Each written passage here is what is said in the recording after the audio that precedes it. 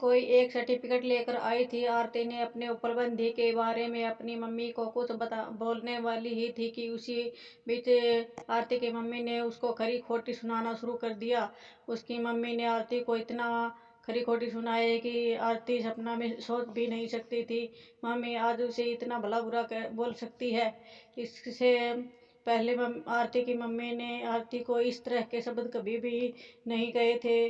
आरती की माँ ने एक बात बोली आरती से कि बाकी सब लोग सही कर रहे हैं कि तुम सच में मनहूस हो। आज तुम्हारी वजह से सब लोग परेशान हैं। अच्छा तो होता कि तू पैदा होते ही मर जाती। आज यह दिन हमें देखने नहीं पड़ता। गांव घर में मेरा सर नहीं उठ पा रहा है।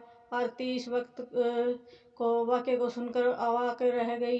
कुछ बोल नहीं पा रही थी क्योंकि जब आरती बोलने की कोशिश कर रही थी तो उसकी मम्मी उसको दबा देती थी। आरती चुपचाप भाव से खड़ी रही, निठुर भाव से खड़ी रही।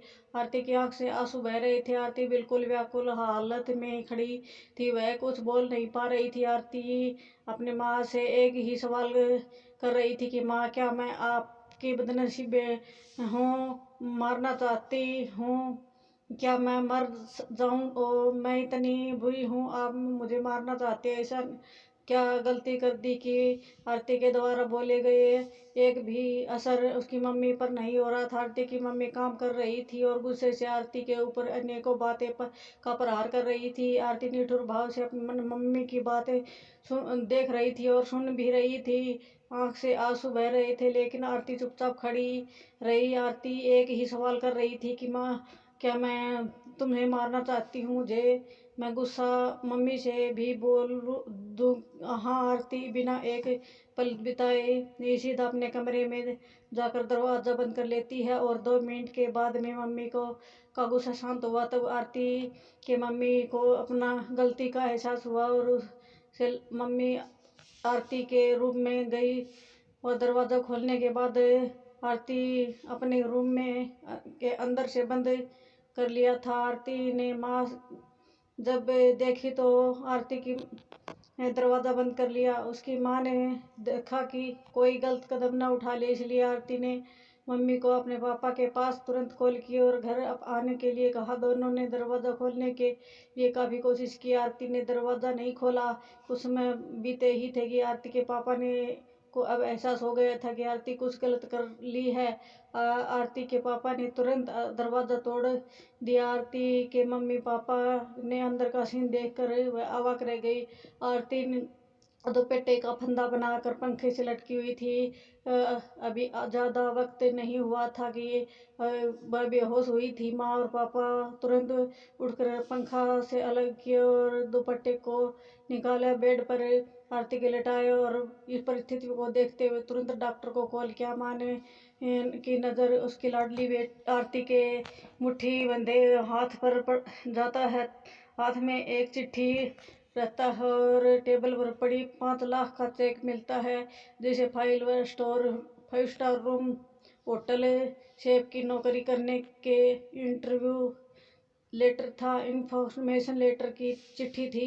लेने के लिए आरती बाहर गई थी। कुछ समय के बाद डॉक्टर आते हैं और आरती का इलाज करते हैं। आरती के चेकअप के बाद वह शुक्रिया बोलते हैं, लड़की बच गई। कुछ सेकंड और देर होता तो वह लड़की हम सबके बीच नहीं रहती। आरती बेड पर बेहोश अवस्था में पड़ी थी। डॉक्टर ने बोला कि आरती धीरे धीरे कुछ घंटों के बाद ठीक हो जाएगी। वह दवा लिख दे रहा हूँ और जिसे आप मेडिकल स्टोर से मंगा लीजिए। मम्मी और पापा, मैं जानती हूँ कि जन्म से लेकर आज तक कोई ऐसा काम नहीं है कि जिसे से आप लोगों का गर्व महसूस हो, लेकिन मैं आप से बताना चाहती हूँ कि मैं खाना बनाने में नेशनल खेल कंपटीशन में जीत चुकी हूँ। इससे मुझे 5 लाख का चेक और प्रथम स्थान मिला है।